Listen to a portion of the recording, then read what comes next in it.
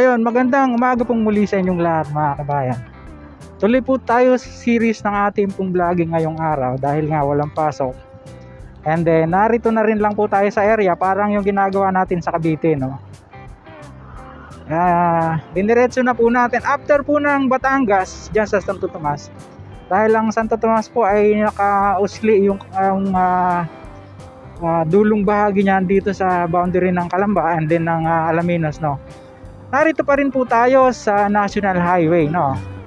At susubukan naman po nating ibahagi sa inyo yung pong mga latest development ng alignment po ng TR4 pa rin.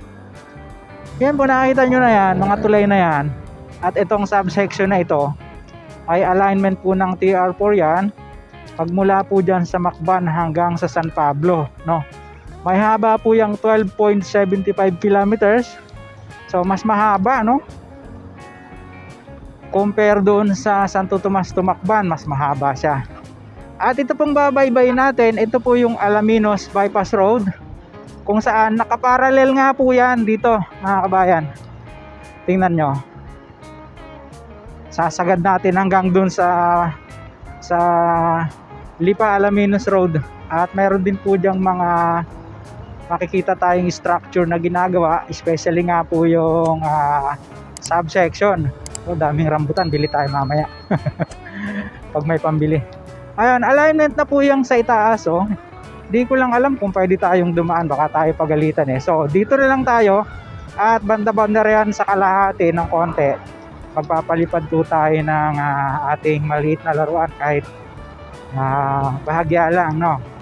Basta maipasilip ko po sa inyo yung mga latest development dito mga kabayan.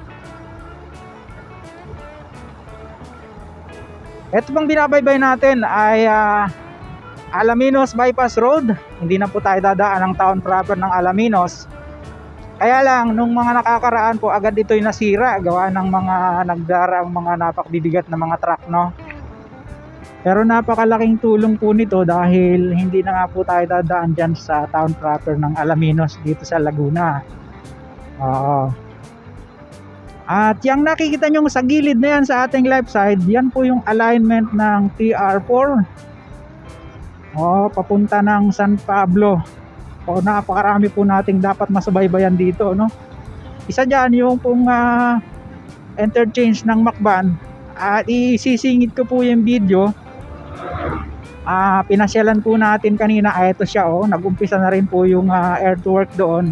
Yung kanilang tinatawag na earthwork, no? Siguro dito tayo mamaya magpapalipad ng drone dito sa tulay na ito para mas makita po yung nasa galaghatian tayo, no? Okay. Yun nga po, kagaya nga po ng binabanggit ko sa inyo. Nag-umpisa na rin yung earthwork dyan sa Macban. Ito na yung bundok na pinatag para mabigyang daan yung dito kitang-kita yung ano ng SLEX, ayan, yan nasa ating pong left side.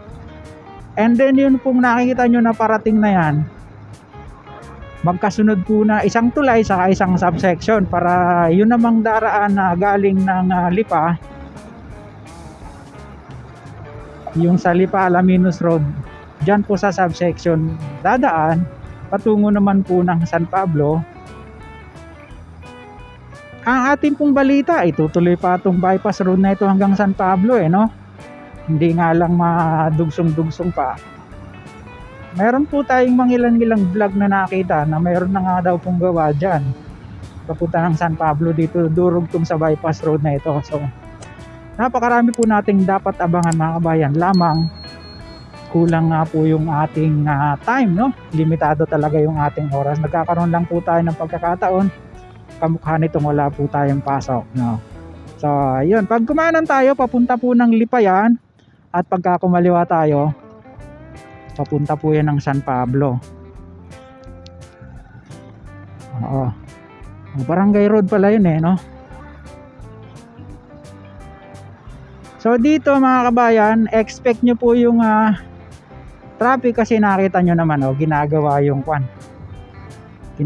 tulay. Pinakapalaparan po yan, Kasi ito nga, sa lubungan lang, kita nyo naman yung Alaminos San Pablo Road. Ginawa po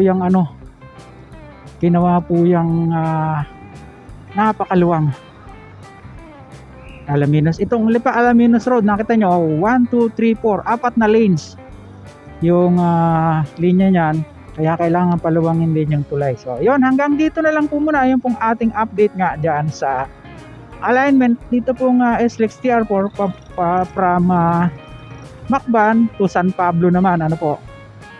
At sa mga susunod na pagkakataon, ang atin naman pong hahanapin yun yung interchange ng San Pablo, no, kung saan yung itatayo dyan. So yun, hanggang dito na lang po muna pansamantala. Sa mga ngayon lang napagawi sa ating maliit na YouTube channel, sana po huwag niyong kalimutang mag-like at mag-subscribe.